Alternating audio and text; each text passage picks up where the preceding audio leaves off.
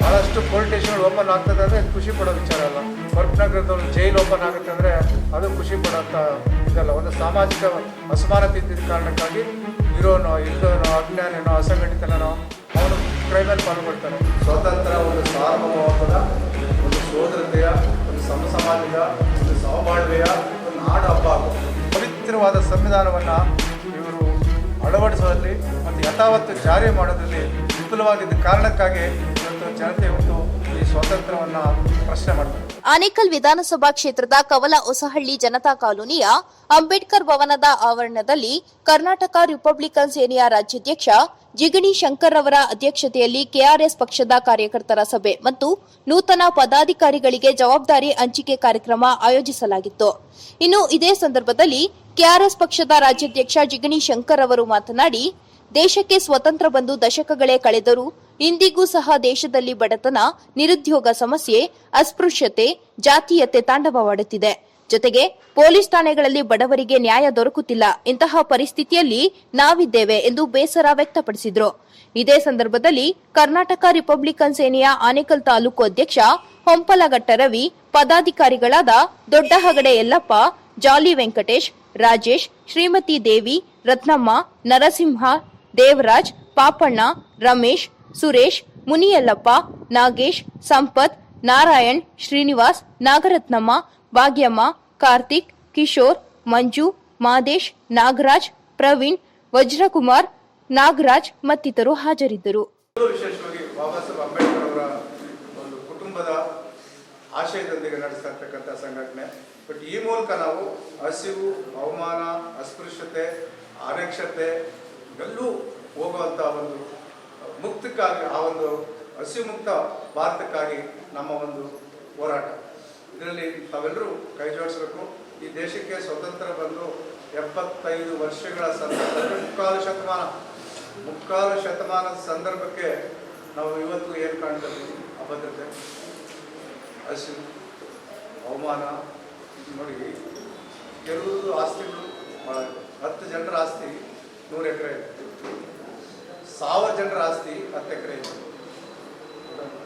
ಈಗ ಶ್ರೀಮಂತರು ಬಂದಿದ್ರೆ ಒಬ್ಬರ ಹತ್ರ 2 kg ಚಿನ್ನ, ಇವನ್ನೆಲ್ಲ ಸೇರಿದ್ರೆ 1 kg ಚಿನ್ನ ಬರುತ್ತೆ.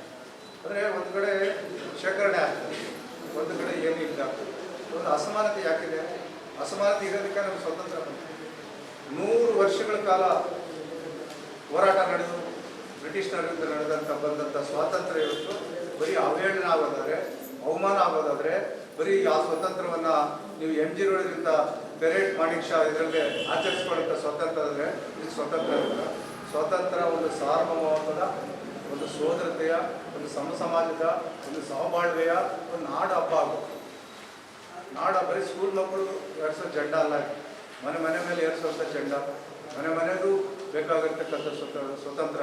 ಸಾವಿರಾರು ಜನ ಬಲಿದಾನ ಮಾಡಿದ್ದಾರೆ, ಸಾವಿರಾರು ಜನ ನೋವು, ಬದುಕು ಎಲ್ಲವೂ ಕಳ್ಕೊಂಡು ಗಳಿಸಿದಂಥ ಸ್ವಾತಂತ್ರ್ಯಕ್ಕೆ ನಾವು ಗೌರವ ಕೊಡಬೇಕಲ್ಲ, ನಮ್ಮ ಪೂರ್ವಿಕರಿಗೆ ನಾವು ನಮಸ್ಕಾರ ಹಾಕ್ಬೇಕಲ್ಲ, ಪೂರ್ವಿಕರಿಗೆ ನಾವು ಸ್ಮರಿಸಬೇಕಲ್ಲ. ಅದಕ್ಕಾಗಿ ನಾವು ಸ್ವಾತಂತ್ರ್ಯ ಕೊಟ್ಟಿದ್ದಾರೆ. ಸ್ವತಂತ್ರ ಹೋರಾಟದಲ್ಲಿ ನಾವು ಯಾರು ಪಾಲ್ಗೊಂಡಿಲ್ಲ, ನಾವು ಯಾರು ಬದುಕಿರಲಿಲ್ಲ, ಆ ವಿಷಯ ಬೇರೆ. ಅಂಥ ಒಂದು ಸ್ವಾತಂತ್ರ್ಯವನ್ನು ನಾವು ಹೆಂಗೆ ಕಾಪಾಡ್ಕೋಬೇಕು ಅಂತ ಕಾಪಾಡ್ಕೊಳ್ಳೋದ್ರಲ್ಲಿ ನಾವು ಇವತ್ತು ವಿಫಲರಾಗಿದ್ದೀವಿ. ಇವತ್ತಿನ ಅರ್ಥೈಸ್ತಾ ಇಲ್ಲ. ಭಾಳ ಜನಕ್ಕೆ ಗೊತ್ತೇ ಇಲ್ಲ ಸ್ವಾತಂತ್ರ್ಯದ ಪರಿಕಲ್ಪನೆ ಮತ್ತು ಸ್ವಾತಂತ್ರ್ಯದ ಆಚರಣೆ. ಹಂಗಾಗಿ ಇಂಥ ವಿಚಾರಗಳಿಗಾಗಿ ನೀವು ಕರ್ನಾಟಕ ರಿಪಬ್ಲಿಕನ್ ಸೇನೆಗೆ ಸೇರಿ ಅಂತ ನಾನು ವಿನಂತಿಸ್ತೇನೆ. ಮತ್ತು ಯುವಕರನ್ನ ಒಂದು ಆಲೋಚನೆಯಿಂದ ಮತ್ತೊಂದು ಆಲೋಚನೆಗೆ ಡೈವರ್ಟ್ ಮಾಡೋದಕ್ಕೆ ಪರಿಪೂರ್ಣ ಆಗ್ತಾ ಇರ್ಬೋದು, ಆದರೆ ಪ್ರಯತ್ನ ಅಂತ ಮಾಡಬೇಕು. ಯಾಕೆ ಪ್ರಯತ್ನ ಅಂತ ಮಾಡಬೇಕಂದ್ರೆ ಯುವಕರಿಗೆ ವಯಸ್ಸಿನ ಉನ್ಮಾದ, ವಯಸ್ಸಿನ ಬಲ ಮತ್ತು ಆ ವಯಸ್ಸಲ್ಲಿ ಉಂಟಾಗುವಂಥ ಆಲೋಚನೆಗಳು, ಪರಿಕಲ್ಪನೆಗಳೇ ಬೇರೆ. ಅದು ನಥಿಂಗ್ ನೈಸರ್ಗಿಕ ಸಹಜವಾಗಿ ಎಲ್ರಿಗೂ ಬರ್ತಕ್ಕಂಥದ್ದು. ಆದರೆ ಆ ಸಂದರ್ಭದಲ್ಲಿ ಅವ್ರಿಗೊಂದು ಸರಿಯಾದ ಆಲೋಚನೆ ನಾವು ಕೊಟ್ಟಿಲ್ಲ ಅಂದರೆ, ಜಾಗೃತಿ ಮೂಡಿಸಿಲ್ಲ ಅಂದರೆ, ನಮಗೆ ಒಂದು ಸಂಘ ಕಟ್ಟಿ ನಮ್ಮ ನೈತಿಕವಾದ ಜವಾಬ್ದಾರಿ ನಾವು ಕಳ್ಕೊಂಡಿವಿ ಅಂತ ಅನಿಸುತ್ತೆ. ಅದಕ್ಕಾಗಿ ಅವರಿಗೆ ವಿಶೇಷವಾಗಿ ಮತ್ತು ನಮ್ಮ ತಾಲೂಕಲ್ಲಿ ಭಾಳ ದುಷ್ಪರಿಣಾಮ ಬೀರ್ತಕ್ಕಂಥದ್ದು ಗಾಂಜಾ, ಸೆಕೆಂಡ್ ರೂಢಿಸಮ್, ಥರ್ಡ್ ಡೆವಲಪರ್ಸು ಇವ್ರನ್ನ ಮಿಸ್ಯೂಸ್ ಮಾಡ್ಕೊತಾರೆ. ಜಮೀನುಗಳು ಸಡನ್ ಶ್ರೀಮಂತರು ಮಾಡ್ಕೊಳ್ಳೋದು, ಅಥವಾ ಯಾವುದೋ ದುರ್ಬಳಕೆ ಮಾಡ್ಕೊಳ್ಳೋದು, ಅಥವಾ ಇವ್ರನ್ನೇ ಒಂದು ಲೋಕಲ್ ಗುಂಪು ಥರ ಬೆಳೆಸೋದು, ಇದೊಂದು ಅಡ್ವಾನ್ಸ್ ಎಫೆಕ್ಟ್. ಸೆಕೆಂಡ್ ಇದು ಗಾಂಜಾ ಇದೆಯಲ್ಲ, ಇದು ಇನ್ನೂ ಮೋಸ್ಟ್ ಡೇಂಜರ್. ಮೋಸ್ಟ್ ಡೇಂಜರ್ ಗಾಂಜಾ ಉಪಯೋಗಿಸ್ತಾ ಇರ್ತಕ್ಕಂಥ ಮಕ್ಕಳ ಅವ್ರ ಕುಟುಂಬದ ವ್ಯವಸ್ಥೆ ಬಹುತೇಕ ದಿನ ತಂದೆ ತಾಯಿ ಡಿಸ್ಟರ್ಬ್ ಆಗಿದ್ರೆ ಮಕ್ಕಳು ಡಿಸ್ಟರ್ಬ್ ಆಗಿರ್ತಾರೆ, ಇಲ್ಲ ಮಕ್ಕಳು ಮಿಸ್ಯೂಸ್ ಆಗಿ ತಂದೆ ತಾಯಿ ಡಿಸ್ಟರ್ಬ್ ಮಾಡ್ತಾರೆ. ಇದು ಅವ್ರದೇ ಊರಿಗೆ 5 ಜನ 6 ಜನ ಗುಂಪು ಅಷ್ಟೇ ಗಾಂಜಾ ದಳದಲ್ಲಿ. ಅವ್ರಿಗೆ ಗಾಂಜಾ ರಾಜಸ್ಥಾನದಿಂದ ಸಪ್ಲೈ ಆಗುತ್ತೆ. ಈ ಗ್ರಾನೈಟ್ ಲಾರಿಗಳು ಬರ್ತಾವಲ್ಲ, ಟ್ರಾನ್ಸ್ಪೋರ್ಟ್ ಈಸಿ ಹೈವೇ ಪಾಸ್ ಆಗ್ತದಲ್ಲ ಅದ್ರಲ್ಲಿ ಬರುತ್ತೆ. ಅಲ್ಲಿಂದ ರಿಟೇಲ್ ಡೀಲರ್ ಇರ್ತಾನೆ, ಅವನು ಎಲ್ಲದಕ್ಕೂ ಸಪ್ಲೈ ಮಾಡ್ತಾನೆ. ಇದೆಲ್ಲರೂ ಪೊಲೀಸ್ಗೆಲ್ಲ ಗೊತ್ತಿದೆ, ಏನು ನಡೀತಾ ಇದೆ ನನಗೆ ಗೊತ್ತಿದ್ದಾರೆ, ಅವ್ರಿಗೆ ಗೊತ್ತಿರ್ತದೆ. ಸೊ ಅವರು ಅದನ್ನು ಬೇರೆ ಅನುಕೂಲ ಮಾಡ್ಕೊತಾರೆ. ಬಟ್ ಆಳವಾರ ಈ ತಾಲೂಕಿನ ಜನ, ಈ ತಾಲೂಕಿನ ಪೈರುಗಳು, ಈ ತಾಲೂಕಿನ ಯುವಕರು, ಈ ತಾಲೂಕಿನ ಭವಿಷ್ಯತ್ತು ಮತ್ತು ದೇಶದ ಭವಿಷ್ಯತ್ತು, ಒಂದು ದೇಶದ ಭವಿಷ್ಯತ್ತು, ಒಂದು ಸಮಾಜದ ಭವಿಷ್ಯತ್ತು, ಒಂದು ಸಮಾಜ ಶಕ್ತಿನೇ ಯುವಶಕ್ತಿ, ಅವರು ಹಾಳಾಗ್ತಾರೆ. ಇದನ್ನೆಲ್ಲನೂ ಕೂಡ ನಾವು ಕಾರ್ಯಕ್ರಮಗಳ ಮೂಲಕ, ನಾವು ಸಭೆಗಳ ಮೂಲಕ ನಾವು ತಿಳಿಸಿ ಅವ್ರನ್ನ ಸರಿದಾರಿಗೆ ತರಬೇಕು.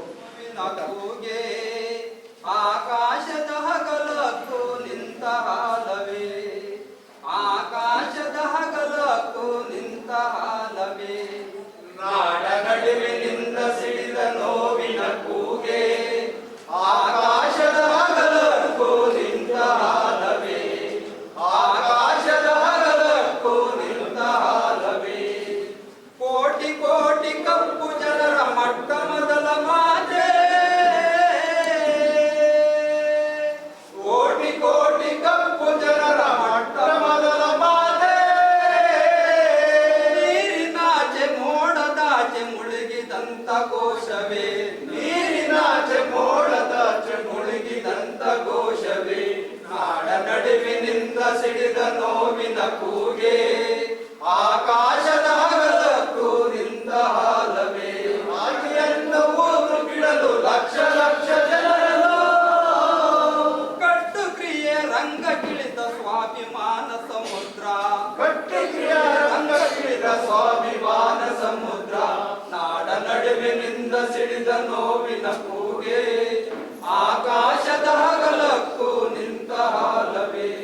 ಆನೇಕಲ್ ತಾಲೂಕಿನ ಕರ್ನಾಟಕ ರಿಪಬ್ಲಿಕನ್ ಸೇನೆಯ ಕಾರ್ಯಕಾರಿ ಸಮಿತಿಯಲ್ಲಿ ಕರ್ನಾಟಕ ರಿಪಬ್ಲಿಕನ್ ಸೇನೆಯ ಅಂಗಸಂಸ್ಥೆಗಳನ್ನು ಆಯ್ಕೆ ಮಾಡಿದ್ದೀವಿ.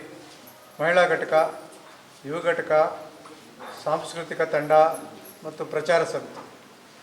ಇವತ್ತಿನ ಈ ಸಭೆಯಲ್ಲಿ ನಾವು ಈ ದೇಶದ 75 ವರ್ಷಗಳ ಸ್ವಾತಂತ್ರ್ಯ ಅವಧಿಯಲ್ಲಿ ನಮ್ಮನ್ನು ಆಳದಂಥ ಅನೇಕ ಪಕ್ಷಗಳು ಆಡಳಿತದ ಬದ್ಧತೆಯ ಕೊರತೆಯಿಂದಾಗಿ ಇವತ್ತು ಹಸಿವು, ಅವಮಾನ, ಬಡತನ, ನಿರುದ್ಯೋಗ ಸಮಸ್ಯೆಗಳು ಬಗೆಹರಿದಿವೆ. ಅದರಿಂದಾಗಿ ಈ 75 ವರ್ಷಗಳ ಸ್ವಾತಂತ್ರ್ಯ ಸಂದರ್ಭಕ್ಕೆ ಇವತ್ತು ಜನ ಇನ್ಸೆಕ್ಯೂರಿಟಿ ಫೀಲ್ ಮಾಡ್ತಾವ್ರೆ. ಮತ್ತು ಆರೋಗ್ಯದ ಸಮಸ್ಯೆಗಳಲ್ಲಿ ಮತ್ತು ವೈದ್ಯಕೀಯ ಸಮಸ್ಯೆ ಮತ್ತು ವಿದ್ಯಾಭ್ಯಾಸದ ಸಮಸ್ಯೆ ಯಾವ ಸಮಾನತೆಯನ್ನು ನಾವು ಕಂಡಿದ್ದ ಕಾರಣಕ್ಕಾಗಿ ಇವತ್ತು ಬಹುಸಂಖ್ಯಾತ ಬಡವರಿಗೆ ಒಂದು ಅತಂತ್ರದ ಸ್ವಾತಂತ್ರ್ಯ ಸಿಕ್ಕಿದೆ. ಅದರಿಂದ ಈ ನಿಜ ಸ್ವಾತಂತ್ರ್ಯವನ್ನು ನಾವು ಪಡೀಲಿಕ್ಕೆ ಕರ್ನಾಟಕ ರಿಪಬ್ಲಿಕನ್ ಸೇನೆ ಬದ್ಧವಾಗಿದೆ. ಮತ್ತು ವಿಶೇಷವಾಗಿ ಇವತ್ತಿನ ದಿನಗಳಲ್ಲಿ ಭಾಳಷ್ಟು ಕಡೆ ರಕ್ಷಣೆ ಸಿಗಬಾದ ಕಡೆ ರಕ್ಷಣೆ ಸಿಗ್ತಾಯಿಲ್ಲ, ಅಭಿವೃದ್ಧಿ ಆಗಬೇಕಾದ ಕಡೆ ಅಭಿವೃದ್ಧಿ ಆಗ್ತಾಯಿಲ್ಲ, ನಮಗೆ ಅನುಕೂಲ ಆಗಬೇಕಾದ ಕಡೆ ಅನುಕೂಲ ಆಗ್ತಾಯಿಲ್ಲ, ವಿದ್ಯೆ ಸಿಗೋ ಕಡೆ ವಿದ್ಯೆ ಸಿಗ್ತಾಯಿಲ್ಲ. ಈ ರೀತಿ ಅನೇಕ ಅಸಮಾನತೆಗಳಿವೆ. ಮತ್ತು ಈಗ ಇತ್ತೀಚೆಗೆ ಯಾವುದೇ ಪೊಲಿಟಿಷಿಯನ್ಗಳಿಗೆ ಹೋದರೆ ಬಡವರಿಗೆ ಮಾನ್ಯತೆ ಸಿಕ್ಕಲ್ಲ, ಅಥವಾ ಬಡವರಿಗೆ ಕನಿಷ್ಠ ಸೌಜನ್ಯತೆಯಿಂದ ಮಾತಾಡಲ್ಲ, ಗೌರವ ಸಿಕ್ಕಲ್ಲ, ರಕ್ಷಣೆ ಸಿಕ್ಕಲ್ಲ. ಒಬ್ಬ ಬಡವ ಏನಾದರೂ ತನಗೆ ರಕ್ಷಣೆ ಬೇಕಂತ ಅರ್ಜಿ ಹಾಕ್ಕೊಟ್ರೆ ಅವನಿಗೆ ಲಿಟಿಗೇಷನ್ ಅಂತ ಅಥವಾ ಇನ್ನೇನೋ ಹೇಳಿ ಎಂಡಾರ್ಸ್ಮೆಂಟ್ ಕೊಡ್ತಾರೆ. ಅವನ ವಿರುದ್ಧ ಶ್ರೀಮಂತ ಕೊಟ್ಟರೆ ಅದಕ್ಕೆ ಇಮಿಡಿಯೇಟ್ ಎಫ್ ಐ ಆರ್ ಆಗ್ತದೆ. ಅಂದರೆ ಒಬ್ರಿಗೊಂದು ನ್ಯಾಯ, ಇನ್ನೊಬ್ರಿಗೊಂದು ನ್ಯಾಯ ಮಾಡ್ತಾರೆ. ಸೊ ಇದರಿಂದಾಗಿ ಇಂಥ ಒಂದು ಸಮಾನತೆ, ಒಂದು ಭದ್ರತೆ ಇರಬೇಕು ಪೊಲೀಸ್ ವ್ಯವಸ್ಥೆಯಲ್ಲಿ, ಪೊಲೀಸ್ ವ್ಯವಸ್ಥೆ ಸುಧಾರಣೆ ಆಗಬೇಕು ಅನ್ನೋ ನಿಟ್ಟಿನಲ್ಲಿ ನಾವು ಆಗಸ್ಟ್ 10ನೇ ತಾರೀಕು ಕರ್ನಾಟಕ ರಿಪಬ್ಲಿಕನ್ ಸೇನೆ ಸೇರಿ ಉಳಿದ ಸಂಘಟನೆಗಳ ಜೊತೆಗೆ ಮೂಲ ನಿವಾಸಿ ಮಹಾಒಕ್ಕೂಟದಿಂದ ಮುಖ್ಯಮಂತ್ರಿಗಳಿಗೆ ಒಂದು ಮನವಿಯನ್ನು ಕೊಡ್ತಾರೆ. ಇವತ್ತಿನ ದಿನಗಳಲ್ಲಿ ಪೊಲೀಸ್ ವ್ಯವಸ್ಥೆ ಮೂಲಕ ಪೊಲೀಸು ಸಾರ್ವಜನಿಕರಿಗೆ ಸ್ಪಂದನೆ ಇಲ್ಲದಿದ್ದಕ್ಕೆ, ಮತ್ತು ಬರೀ ಯುವಕರನ್ನ ಕರ್ಕೊಂಡು ಬಂದು ರೌಡಿ ಲಿಸ್ಟ್ ಮಾಡೋದು ಅಥವಾ ಈ ಬಡವರನ್ನ ಎದುರಿಸೋದು ಅಥವಾ ಅನ್ಯಾಯನ ಮಾಡೋದಕ್ಕೆ ಅಷ್ಟೇ ಪೊಲಿಟಿಷಿಯನ್ ಇಲ್ಲ. ಸೊ ಪೊಲಿಟಿಷಿಯನ್ ಕೂಡ ಸುಧಾರಣೆ ಆಗಬೇಕು. ಇನ್ನೂ ವಸತಿ ಸಮಸ್ಯೆ, ಈ ಎಲ್ಲ ಸಮಸ್ಯೆ ಒಳಗೊಂಡಂತೆ ಮುಖ್ಯಮಂತ್ರಿಗಳಿಗೆ ಆಗಸ್ಟ್ 10ನೇ ತಾರೀಕು ಮೂಲನಿವಾಸಿ ಮಹಾ ಒಕ್ಕೂಟದ ಜೊತೆ ರಿಪಬ್ಲಿಕನ್ ಸೇನೆ ಕೂಡ ಒಂದು ನಿಯೋಗವಾಗಿ ಮಾನ್ಯ ಮುಖ್ಯಮಂತ್ರಿಗಳಿಗೆ ಮನವಿಯನ್ನು ಸಲ್ಲಿಸ್ತಾ ಇದ್ದೀವಿ. ಸಿದ್ಧತೆ ಮಾಡ್ಕೊತಾ ಇದ್ರೆ ಅನ್ಸ್ತದೆ. ಇಲ್ಲ, ನಮ್ಮದು ಒಂದು ಸಾಮಾಜಿಕ ಸಂಘಟನೆ. ಚುನಾವಣೆಗಳನ್ನು ನಮ್ಮ ಫಿಲಾಸಫಿಯನ್ನು ಕಾಪಾಡಿಕೊಳ್ಳಲಿಕ್ಕೆ ಚುನಾವಣೆ ಸಂದರ್ಭಗಳಲ್ಲಿ ಈಗ ಬರುವಂಥ ZP TP ಎಲ್ಲ ಚುನಾವಣೆಗಳಲ್ಲೂ ನಮ್ಮಲ್ಲಿರ್ತಕ್ಕಂಥ ಯುವಕರು ಅದರಲ್ಲಿ ಪಾಲ್ಗೊಳ್ತಾರೆ. ಚುನಾವಣೆಗಳು ಕೂಡ ನಾವು ಒಪ್ಕೊಂಡಿದ್ವಿ, ಚುನಾವಣೆ ವ್ಯವಸ್ಥೆಯನ್ನು ಒಪ್ಕೊಂಡಿದ್ವಿ. ಅದಕ್ಕಾಗಿ ಚುನಾವಣೆಗಳಲ್ಲಿ ನಾವು ಪಾಲ್ಗೊಳ್ತೀವಿ. ಸೊ ಭಾಳ ನೋವಿದು ಇದುವರೆಗೂ ಎಲ್ಲ ಸಮುದಾಯಕ್ಕೆ ನ್ಯಾಯ ಸಿಗಿಲ್ಲ ಅಂತ. ಏನಾಯಿತು ಈ ಸಮಸ್ಯೆ ಏನು ಅಂತ? ಎಲ್ಲ ಸಮುದಾಯಕ್ಕೆ ನ್ಯಾಯ ಸಿಕ್ಕಿದ್ದರೆ ಯಾಕೆ ಕ್ರೈಮು ಏರ್ತದೆ? ಕ್ರೈಮ್ ರಿಪೋರ್ಟ್ ಯಾಕೆ ಜಾಸ್ತಿ ಆಗ್ತದೆ? ಭಾಳಷ್ಟು ಪೊಲೀಸ್ ಸ್ಟೇಷನ್ಗಳು ಓಪನ್ ಆಗ್ತದೆ ಅಂದರೆ ಖುಷಿ ಪಡೋ ವಿಚಾರ ಅಲ್ಲ. ಅಥವಾ ಒಂದು ಸೊಫಿಸ್ಟಿಕೇಟೆಡ್ ನಗರದ ಒಂದು ಜೈಲು ಓಪನ್ ಆಗುತ್ತೆ ಅಂದರೆ ಅದು ಖುಷಿ ಪಡೋಂಥ ಇದಲ್ಲ. ಒಂದು ಸಾಮಾಜಿಕ ಅಸಮಾನತೆ ಇದ್ದಿದ್ದ ಕಾರಣಕ್ಕಾಗಿ ಇರೋನೋ ಇಲ್ದೋನೋ ಅಜ್ಞಾನನೋ ಅಸಂಘಟಿತನೋ ಅವನು ಕ್ರೈಮಲ್ಲಿ ಪಾಲ್ಗೊಳ್ತಾನೆ. ಕ್ರೈಮಲ್ಲಿ ಪಾಲ್ಗೊಳ್ಳೋದಕ್ಕೆ ಈ ನಮ್ಮ ಎಷ್ಟು ಅಭಿವೃದ್ಧಿಗಾಗುವಂಥ ಹಣ ದುರುಪಯೋಗ ಆಗ್ತದೆ, ಮಿಸ್ಯೂಸ್ ಆಗ್ತದೆ. ಅದರಲ್ಲೂ ವಿಶೇಷವಾಗಿ ಇತ್ತೀಚಿನ ಈ ಕರೋನಾ ಸಂದರ್ಭಕ್ಕೆ ಸಾಕಷ್ಟು ಅವ್ಯವಹಾರಗಳು ನಡೆದಿದೆ, ಸಾಕಷ್ಟು ಹಿಂಸೆ ಅನುಭವಿಸ್ತಾರೆ, ಸಾಕಷ್ಟು ಆರ್ಥಿಕ ಪರಿಸ್ಥಿತಿ ಜನರದೇ ಕ್ರಶ್ ಆಗಿದೆ. ಇಂಥ ಒಂದು ಸಂದರ್ಭಕ್ಕೆ ಇವತ್ತು ನೋಡಿ, ನಮ್ಮ ದೇಶದ 3/4 ಶತಮಾನದ 75 ವರ್ಷದ ಸ್ವಾತಂತ್ರ್ಯ ಮಸ್ಕಾಗಿದೆ. ಇವತ್ತು ಮುಂದಿನ ಪೀಳಿಗೆ ಈ ಸ್ವತಂತ್ರವನ್ನು ಉಳಿಸ್ಕೊಳ್ಳುತ್ತೋ ಅಥವಾ ಈ ಸ್ವಾತಂತ್ರ್ಯದಲ್ಲಿ ಬದುಕ್ತವ್ರ ಈ ಸ್ವತಂತ್ರ ನಮಗೆಲ್ಲ ಸಿಕ್ಕಿದೆಯಾ ಅನ್ನೋ ಒಂದು ಹತಾಶತನ ನಾವು ಕಾಣ್ತೇವೆ. ಇವತ್ತು ಉದ್ಯೋಗ ಎಷ್ಟು ಜನಕ್ಕೆ ಸಿಕ್ಕಿದೆ? ಎಷ್ಟೋ ಜನಕ್ಕೆ ಉದ್ಯೋಗ ಸಿಕ್ಕಿಲ್ಲ, ನಿರುದ್ಯೋಗಿಗಳು ಜಾಸ್ತಿ ಆಗಿದ್ದಾರೆ, ಮತ್ತು ಭೂಮಿಗಳು ಸಿಕ್ಕಿಲ್ಲ, ವಸತಿಗಳು ಸಿಕ್ಕಿಲ್ಲ. ಇವತ್ತಿಗೂ ಕಿಟ್ಟು, ಆಹಾರದ ಕಿಟ್ಟು ಕೊಡ್ತೀನಿ ಅಂದರೆ ಬೆಳಗ್ಗೆಯಿಂದ ಸಾಯಂಕಾಲದವರೆಗೂ ಟೋಕನ್ ಇಟ್ಕೊಂಡು ಜನ ಯಾಕೆ ನಿಂತ್ಕೋತಾವ್ರೆ? ಪಡ್ತಾನೆ ಅಂದರೆ ನೀವು ಹೆಂಚು ಕಾಯಿಸ್ಬಿಟ್ಟು ಹೆಂಚು ಮೇಲೆ ದೋಸೆ ಸುಟ್ಕೊಂಡಂಗೆ ಬಡತನ ಹೆಚ್ಚಿಬಿಟ್ಟು ಬಡವರು ಹಸುರಂಗೆ ಮಾಡಿ ಬಡವರಿಗೆ ಕಿಟ್ ಕೊಟ್ಬಿಟ್ಟು ಹೆಸರು ತಗೊಳ್ಳೋದು. ಸೊ ಇದು ಈ ದೇಶದ ರೂಲಿಂಗ್ ಎಫೆಕ್ಟ್. ಒಟ್ಟಾರೆಯಾಗಿ ಸ್ವಾತಂತ್ರ್ಯ ಪೂರ್ಣ ದೊರಕ್ತಾ ಇಲ್ಲ ಅಂತ ಹೇಳ್ತಾರೆ. ಎಸ್, ಈ ಸ್ವಾತಂತ್ರ್ಯ 1 ಶತಮಾನಗಳಷ್ಟು ಕಾಲ ನಮ್ಮ ಪೂರ್ವಿಕರು ಹೋರಾಟ ಮಾಡಿ ಗಳಿಸಿಕೊಟ್ಟಿರ್ತಕ್ಕಂಥ ಸ್ವಾತಂತ್ರ್ಯ. ನಾನು ಅವರೆಲ್ಲರಿಗೂ ಈ ಸಂದರ್ಭದಲ್ಲಿ ಸ್ಮರಿಸ್ತೇನೆ, ಗೌರವಿಸ್ತೇನೆ. ಅಂಥ ಒಂದು ಪವಿತ್ರವಾದ ತ್ಯಾಗ ಬಲಿದಾನದಿಂದ ಕೊಟ್ಟಂಥ ಸ್ವಾತಂತ್ರ್ಯ ಇವತ್ತು ಸಂಪೂರ್ಣವಾಗಿ ಸೋದರತ್ವ, ಸಹಬಾಳ್ವೆ, ಸಮಾನತೆ ಎಲ್ಲ ಜನಕ್ಕೆ ದಕ್ಕದೇ ಇರೋದಕ್ಕಾಗಿ ನಾವು ಅದನ್ನು ಇವತ್ತು ಪ್ರಸ್ತಾಪ ಮಾಡ್ತೇವೆ. ಸಂವಿಧಾನ ನಮಗೆ ಆದಂಥ ಹಕ್ಕುಗಳನ್ನು ಅದೇ ನಿಟ್ಟಿನಲ್ಲಿ ನಾವೆಲ್ಲ ಹಿಂದೆ ಉಳಿದಿದ್ರ ಅಂತ ಅದು ಇದೆ. ಬಟ್ ಸಂವಿಧಾನವನ್ನು ಅನುಷ್ಠಾನ ಮಾಡೋ ಜಾಗ ಶಾಸನಸಭೆ ಮತ್ತು ಪಾರ್ಲಿಮೆಂಟ್. ಶಾಸನಸಭೆ ಮತ್ತು ಪಾರ್ಲಿಮೆಂಟ್ಗೆ ಇವತ್ತು ಆಯ್ಕೆ ಆಗುವಂಥ ಪ್ರೋಸೆಸ್ ನೋಡಿ. ಜನ ಯಾವಾಗ ಎಲೆಕ್ಷನ್ ಬರುತ್ತೋ, ಯಾವಾಗ 1000 ರೂಪಾಯಿ ಕೊಡ್ತಾರೋ, ಯಾವಾಗ ದುಡ್ಡು ಕೊಡ್ತಾರೋ ಅದ್ರ ಮೂಲಕ ಆಯ್ಕೆ ಮಾಡೋಂಥ ಜನನೂ ವೆಯ್ಟ್ ಮಾಡ್ತಾರೆ. ಮತ್ತು ಬರೋರು ಯಾರು? ಅವ್ರಿಗೆ ಎಷ್ಟೋ ಜನಕ್ಕೆ ಒಂದು ಕಾಳಜಿ ಇಲ್ಲ, ಒಂದು ಪ್ರಜ್ಞೆ ಇಲ್ಲ, ಒಂದು ವಿಚಾರ ಇದ್ದಂಥವ್ರು ಇವತ್ತು ಜನಪ್ರತಿನಿಧಿಯಾಗಿ ಪಾರ್ಲಿಮೆಂಟ್ಗಳಿಗೆ ಹೋಗ್ತಾಯಿದ್ದಾರೆ, ವಿಧಾನಸೌಧಕ್ಕೆ ಹೋಗ್ತಾಯಿದ್ದಾರೆ. ಅದರಿಂದಾಗಿ ಸಂಪೂರ್ಣ ಜನರ ವಿಮೋಚನೆಗೆ ಬೇಕಾಗಿದ್ದಂಥ, ಜನರ ಅಭಿವೃದ್ಧಿಗೆ ಬೇಕಾಗಂಥ, ಈ ರಾಷ್ಟ್ರಕ್ಕೆ ಹೊಂದುವಂಥ ಒಂದು ಪವಿತ್ರವಾದ ಸಂವಿಧಾನವನ್ನು ಇವರು ಅಳವಡಿಸುವಲ್ಲಿ ಮತ್ತು ಯಥಾವತ್ತು ಜಾರಿ ಮಾಡೋದ್ರಲ್ಲಿ ವಿಫಲವಾಗಿದ್ದ ಕಾರಣಕ್ಕಾಗಿ ಇವತ್ತು ಜನತೆ ಇವತ್ತು ಈ ಸ್ವಾತಂತ್ರ್ಯವನ್ನು ಪ್ರಶ್ನೆ ಮಾಡ್ತಾರೆ. ಕರ್ನಾಟಕ ರಿಪಬ್ಲಿಕನ್ ಸೇನೆ ಅಸಮಾನತೆಯ ವಿರುದ್ಧ ಒಂದು ಹೋರಾಡುವಂಥ ಸಂಘಟನೆನವುದು, ರಾಜಕೀಯ ಪಕ್ಷನವುದು. ಸ್ವತಂತ್ರ ಬಂದು ರಾಜ್ಯಾಧ್ಯಕ್ಷರು ಹೇಳ್ದಂಗೆ 70 ದಶಕಗಳೇ 7 ದಶಕಗಳು ಕಳೆದರೂ ಇವತ್ತು ಬಡವಾಗೇ ಇದ್ದಾನೆ, ಶ್ರೀಮಂತನೇ ಆಗಿದೆ. ಹಾಗೆ ಸ್ವತಂತ್ರ ಬಂದ ಮೇಲೆ ಪ್ರಜಾಪ್ರಭುತ್ವ ಸಮರ್ಪಕವಾಗಿ ಜಾರಿ ಆಗಿಲ್ಲ ಅನ್ನೋದು ಇದು ಕಾಣ್ತದೆ. ದಿನನಿತ್ಯ ಬಡವ ಕೂಲಿ ಮಾಡಿದ್ರೆ ಜೀವನ, ಇಲ್ಲ ಅಂದರೆ ಇಲ್ಲ. ಭಾಳಷ್ಟು ಸರ್ಕಾರದಿಂದ ಅನುದಾನಗಳು ಬರ್ತವೆ, ಅದು ಬಡವನ ಮನೆ ಬಾಗಿಲವರೆಗೂ ಬರಲ್ಲ. ಇದನ್ನು ನಿಯಂತ್ರಣ ಮಾಡೋದರಲ್ಲಿ ಕಾರ್ಯಾಂಗ ಆಗ್ಬೋದು ಮತ್ತು ಶಾಸಕಾಂಗ ಆಗ್ಬೋದು ಬಹಳ ವಿಫಲವಾಗಿರೋದು ಕಂಡುಬರ್ತದೆ. ಇದರ ವಿರುದ್ಧ ನಿರಂತರವಾಗಿ ಹೋರಾಟವನ್ನು ಮಾಡಬೇಕು, ಯುವಕರಿಗೆ ಜಾಗೃತಿಯನ್ನು ಮೂಡಿಸಬೇಕು ಅನ್ನೋ ನಿಟ್ಟಿನಲ್ಲಿ ರಿಪಬ್ಲಿಕನ್ ಸೇನೆಯ ವತಿಯಿಂದ ಸಭೆಗಳನ್ನು ಮಾಡ್ತಾಯಿದ್ದೀವಿ. ಹಾಗೆ ಭ್ರಷ್ಟ ಅಧಿಕಾರಿಗಳಿಗೂ ಸಹ ಕಡಿವಾಣ ಹಾಕಬೇಕಾಗಿರೋದು ನಮ್ಮ ಜವಾಬ್ದಾರಿ ಆಗಿದೆ.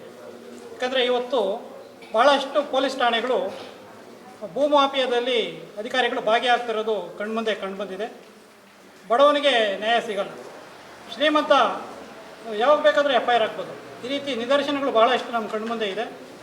ಅವರ ವಿರುದ್ಧನೂ ಮುಂದಿನ ದಿನಗಳಲ್ಲಿ ಹೋರಾಟ ಮಾಡೋದಕ್ಕೆ ಸಭೆಗಳನ್ನು ಕರೆದು ಯುವಕರನ್ನ ಜಾಗೃತಿಯನ್ನುಗೊಳಿಸಿ ಭ್ರಷ್ಟ ಅಧಿಕಾರಿಗಳು ಈ ತಾಲೂಕನ್ನು ಬಿಟ್ಟು ತೊಲಗಿಸೋ ನಿಟ್ಟಿನಲ್ಲಿ ಹೋರಾಟವನ್ನು ರೂಪಿಸ್ತೀವಿ. 2021ನೇ ಭಾನುವಾರ ಕಾವಲುಸಳ್ಳಿ ಜನತಾ ಕಾಲೋನಿಯಲ್ಲಿ ಹಮ್ಮಿಕೊಂಡಂಥ ಪದಾಧಿಕಾರಿಗಳ ಆಯ್ಕೆ ಸಭೆ ತುಂಬ ಯಶಸ್ವಿಯಾಗಿದೆ.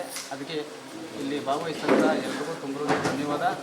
ಹಾಗೂ ಇದಕ್ಕೆ ಪ್ರೋತ್ಸಾಹ ನೀಡಿದಂಥ ನಮ್ಮ KRSನ ರಾಜ್ಯಾಧ್ಯಕ್ಷರಾದಂಥ ಜಿಗಣಿ ಶಂಕರ್ ಸರ್ಗೂ ತುಂಬ ಧನ್ಯವಾದ. ಮುಂದಿನ ದಿನಗಳಲ್ಲಿ ಮಹಿಳೆಯರು ಈ ಕೌಶಲ್ಯ ಅಭಿವೃದ್ಧಿ ಯೋಜನೆ ಅಡಿಯಲ್ಲಿ ಬರ್ತಕ್ಕಂಥ ಸೌಲಭ್ಯಗಳನ್ನು ಒದಗಿಸಿಕೊಡಲು ನಮ್ಮ ಜಿಗಣಿ ಶಂಕರ್ ಸಾಹೇಬರು ಮುಂದಾಗಿದ್ದಾರೆ. ಅವರಿಂದ ನಾವು ಇದ್ಕೊಂಡು ನಮ್ಮ ಸಂಘಟನೆ ಕಡೆಯಿಂದ ಏನೇನು ಅಭಿವೃದ್ಧಿ ಆಗ್ತದೋ ಏನೇನು ಅನುಕೂಲ ಆಗ್ತದೋ ಮಾಡಲಿಕ್ಕೆ ನಾವು ಎಲ್ಲರ ಪರವಾಗಿ ರೆಡಿಯಾಗಿದ್ದೀವಿ ಅಂತೇಳಿ ಈ ಸಂದರ್ಭದಲ್ಲಿ ಹೇಳಕ್ಕೆ ಇಷ್ಟಪಡ್ತೀನಿ. ನಾವೆಲ್ಲರೂ ಸೇರಿ ಕೆಲಸ ಮಾಡ್ತಾ ಇದ್ದೀವಿ, ಕೆಲಸ ಮಾಡ್ತೀವಿ, ಸಂಘಟನೆಯನ್ನು ಮುಂದುವರಿಸ್ತೀವಿ.